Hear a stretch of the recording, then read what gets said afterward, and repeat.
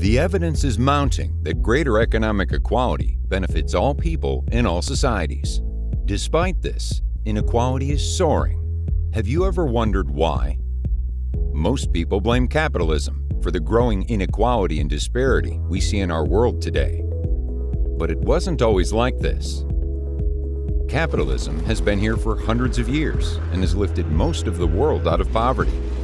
All material improvements in people's everyday life can be ascribed to this system. However, capitalism has been crumbling after we introduced our current monetary system.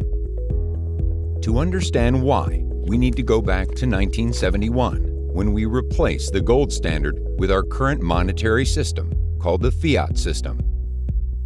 Historically, the gold standard governed how much money could be created. Before the gold standard was abolished, the global debt was at 100% of GDP. In other words, only money that was first earned could be lent out. Seems reasonable, right? When we got rid of the gold standard, however, banks were allowed to lend money that was never earned by the economy.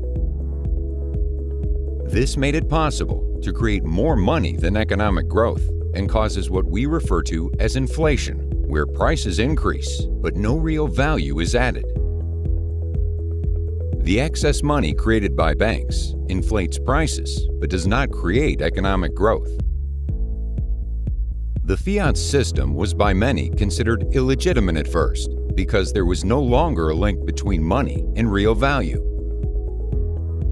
Some argue that inflation stimulates economic growth, but 50 years of testing has shown us the opposite. Economic growth has declined steadfastly and now is about half of what it used to be before the gold standard was abolished.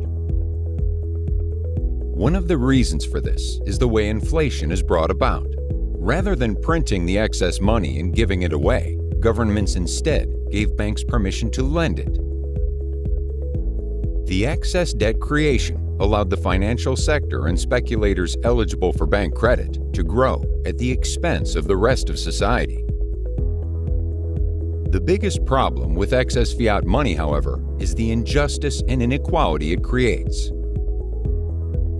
Take 2017 as an example. That year, the global GDP was $79 trillion. Debt added was a staggering $21 trillion. Economic growth, as measured by GDP, amounted to $3 trillion. That left $18 trillion in excess money for inflation. Only $2 trillion of these 18 went to inflate consumer prices, which are the only prices included in the inflation statistics. An unbelievable $16 trillion, 20% of GDP, inflated home and financial prices. As these markets are mainly limited for people who have money in the first place, they are the ones who benefit from the excess money created. A working-class family, living from paycheck to paycheck, has limited funds to invest and are not able to benefit from inflation.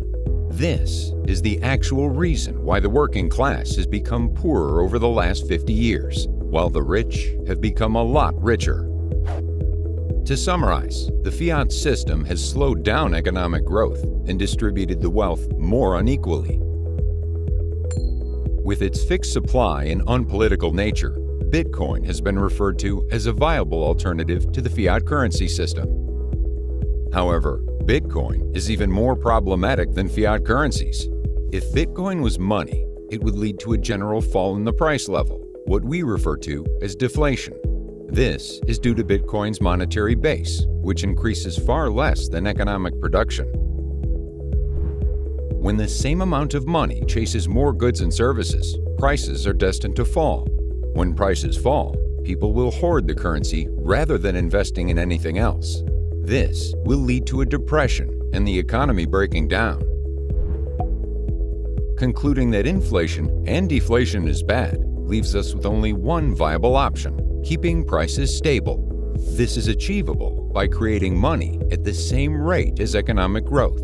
By linking the currency to GDP, money will be a pure representation of real value. Today, there is no real definition of money.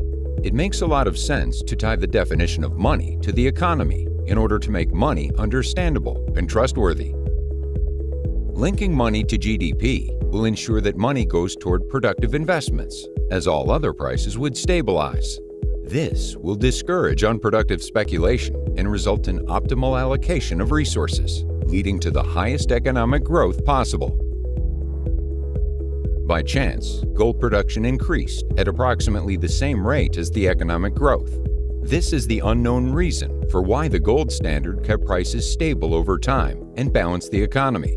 However, gold supply was unpredictable and hard to manage. Globe is a currency linked to global GDP. It was created to restore the link between money and real value. Globe is a perfection of the gold standard because its supply will never deviate from economic growth. Like gold, it will serve as an unpolitical and trustworthy world currency and a safe store of value.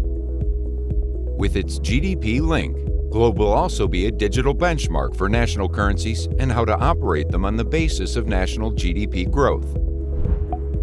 Globe will contribute to a more equal, sustainable, and balanced world with less disparity and increased social mobility. The future of money is based on real value.